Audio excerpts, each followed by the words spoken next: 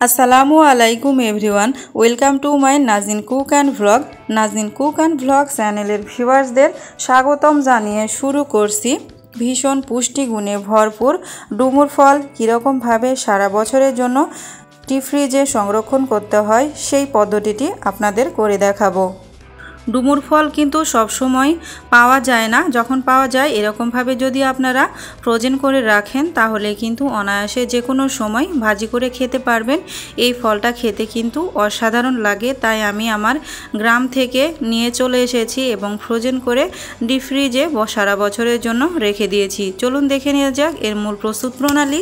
এখানে আমি আনুমানিক 2 কেজি পরিমাণ ডুমুর ফল হবে, হয়তো আসলে মাপা নেই, আনুমানিক বলেছি। তো দেখতে পাচ্ছেন ডুমুর ফলগুলো কিন্তু আমার অলরেডি 2-3 দিন পার হয়ে গিয়েছে। আমি রাজশাহী থেকে ফেনীতে নিয়ে এসেছি এই ফলগুলোকে বেঁধে। সচরাচর এগুলো আমি ফেনীর বাজারে খুঁজে পাই না, যেহেতু শহরে থাকি তাই এই গ্রামগঞ্জের ফলগুলো পাওয়া কষ্টকর। আর এখানকার মানুষ এই রেসিপিটি কীরকমভাবে করতে হয় বা এই ফলটি কিভাবে খেতে হয় এরা এটাই জানে না।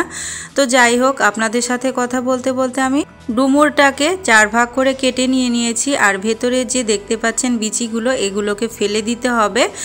এই ডুমুরটা কিন্তু অনেকটা ছোট ছিল, যার জন্যে এই বিচিগুলো কম হয়েছে।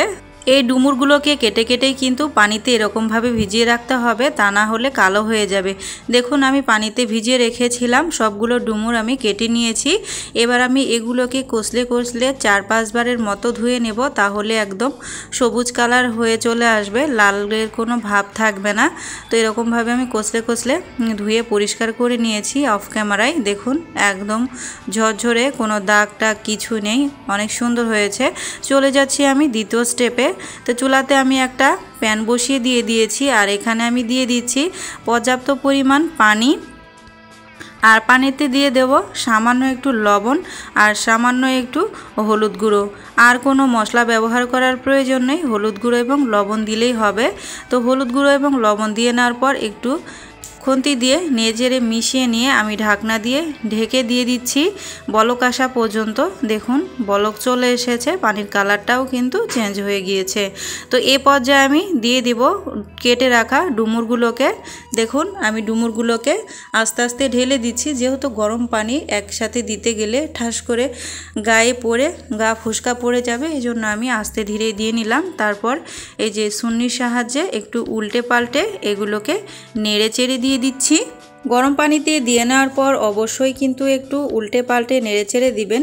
নেড়েচেড়ে নেওয়া হয়ে গিয়েছে, এ পর্যায়ে আমি ঢাকনা দিয়ে ঢেকে দিচ্ছি এটাতে বলক আসা পর্যন্ত।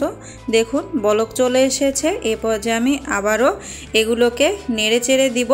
তো নাড়তে চাড়তে ঠান্ডার মতো হয়ে যাবে মনে হবে, তারপরেও কিন্তু আরও 2 মিনিটের মতো আমি এটাকে সিদ্ধ করব। ডুমুর কিন্তু সহজে গলে যায় না, খুব সহজে সিদ্ধ হয়ে যায় না। সময় ধরেও যদি সিদ্ধ করে রাখেন সেক্ষেত্রেও কিন্তু এটা পরবর্তীতে ফ্রিজ থেকে বের হলে গলে যাবে না। তো নেড়ে চেড়ে আমি সিদ্ধ করে নিয়ে নিলাম, চুলার জালটাকে অফ করে দিয়েছি।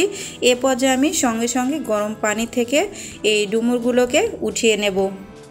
আপনারা অনেকেই বলতে পারেন, আপু আপনি এই ডুমুরগুলোকে পানিতে সিদ্ধ করে উঠিয়ে নিলেন, সেক্ষেত্রে পুষ্টিগুণ তো নষ্ট হয়ে গেল। কিন্তু বন্ধুরা, পুষ্টিগুণ নষ্ট হলেও কিছু করার নেই, যেহেতু এটা ডিপ ফ্রিজে সংরক্ষণ করব, এই জন্য এটাকে সিদ্ধ করে নিয়ে তো পানি ফেলে দিতেই হবে।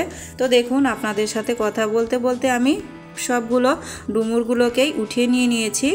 ডুমুরগুলো গরম পানি থেকে উঠিয়ে নেওয়ার পর কিন্তু বেশ খানিকটা গরম হয়ে থাকে, সেক্ষেত্রে আমি সুন্নি দিয়ে এরকমভাবে একটু মেলে দিচ্ছি। আপনারা চাইলে আরও ছড়ানো পাত্রে এটাকে ছড়িয়ে দিতে পারেন, সেক্ষেত্রে তাড়াতাড়ি কিন্তু ঠান্ডা হয়ে যাবে। দেখুন খুব সুন্দর মতো সিদ্ধ হয়েছে। তো ঠান্ডা হয়ে গিয়েছে, এ পর্যায়ে আমি এগুলোকে ডিপ ফ্রিজে সারা বছরের জন্য সংরক্ষণ করে দেখাবো। একদমই কিন্তু দেখুন ঠান্ডা হয়ে গিয়েছে, হাত দিয়ে ধরা যাচ্ছে। তো আমি এগুলোকে এয়ারটাইট বক্সের ভেতর ভরে সারা বছরের জন্য রেখে দেব। আপনাদের যদি এয়ারটাইট বক্স না থাকে সেক্ষেত্রে আপনারা জিপলক ব্যাগ অথবা পলি ব্যাগের ভেতর রেখে এই ডুমুরগুলোকে সারা বছরের জন্য রেখে দিতে পারবেন। এই ফলটা কিন্তু অসাধারণ লাগে খেতে, আর ভীষণ পুষ্টিগুণ রয়েছে। এটা গ্রামগঞ্জের গাছগাছালিতেই পাওয়া যায়, শহরে কিন্তু এইটা খুব একটা পাওয়া যায় না, যার জন্য আমি কিন্তু প্রতি বছরে অনেক মিস করি। গ্রামে গেলে এই রেসিপিটি আমি খাবই, আমার খুবই ভালো লাগে। সবাই খুঁজে খুঁজে আমাকে গাছ থেকে পেড়ে নিয়ে এসে টাটকা এই ডুমুর ভাজিটা আমাকে করে দেব, আর আমি মজা করে খাবো। বন্ধুরা, আমার আজকের এই ডুমুর সংরক্ষণ পদ্ধতি আপনাদের কাছে কেমন লেগেছে অবশ্যই আমাকে কমেন্টস করে জানাবেন। দেখুন, আমি ঢাকনা দিয়ে ঢেকে এরকমভাবে আটকে ডিপ ফ্রিজে রেখে দেব সারা বছরের জন্য। যখন ইচ্ছা তখন আমি এটাকে বের করে গরম তেলে দিয়ে ভেজে খেয়ে নেব।